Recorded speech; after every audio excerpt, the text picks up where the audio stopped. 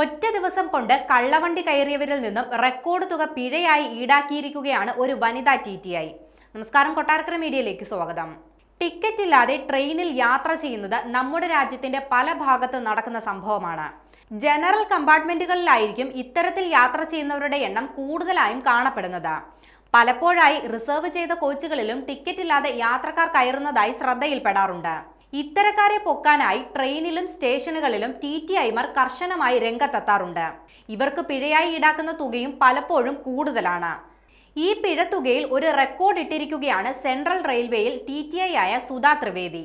മുംബൈ ഡിവിഷനിലെ ജീവനക്കാരിയായ സുധ ഫെബ്രുവരി 28 മാത്രം 202 കള്ളവണ്ടി കേസുകളാണ് പിടിച്ചത്. പിഴത്തുകയായി ലഭിച്ചത് റെക്കോർഡ് തുകയായ 55,210 രൂപയാണ്.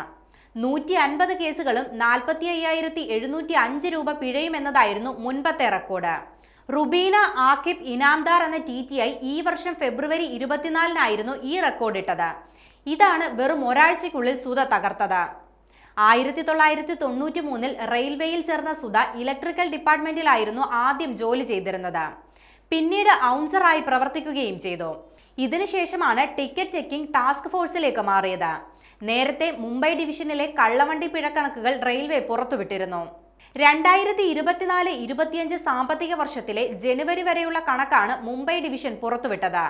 മുംബൈയിലെ AC ലോക്കൽ ട്രെയിനുകളിൽ ടിക്കറ്റ് ഇല്ലാതെ യാത്ര ചെയ്തവരെ പിഴയടപ്പിച്ച വകയിൽ 2.7 കോടി രൂപയാണ് റെയിൽവേക്ക് ലഭിച്ചത്.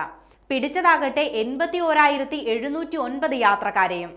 മുൻ സാമ്പത്തിക വർഷം മൊത്തത്തിൽ 1.19 കോടി പിരിച്ചു കിട്ടിയപ്പോഴാണ് ഈ സാമ്പത്തിക വർഷം അവസാനിക്കും മുൻപ് തന്നെ 2 കോടി കടന്നിരിക്കുന്നത്. 2025 ജനുവരിയിൽ മാത്രം 8,535 യാത്രക്കാരെയാണ് ടിക്കറ്റുകൾ ഇല്ലാത്തതിന് റെയിൽവേ പിടികൂടിയത്. ഇവരിൽ നിന്ന് മാത്രം 27.82 ലക്ഷം രൂപയാണ് പിഴയായി ഈടാക്കിയത്. റെയിൽവേ ഉദ്യോഗസ്ഥരുടെ കണക്കുകൾ പ്രകാരം ഇത്തരത്തിലുള്ള പിഴയിൽ നിന്നുള്ള വരുമാനം മുൻ വർഷത്തേക്കാൾ 135% വർദ്ധിച്ചിട്ടുണ്ട്. കൂടാതെ കേസുകളും 143% വർദ്ധിച്ചതായാണ് അധികൃതർ വ്യക്തമാക്കുന്നത്.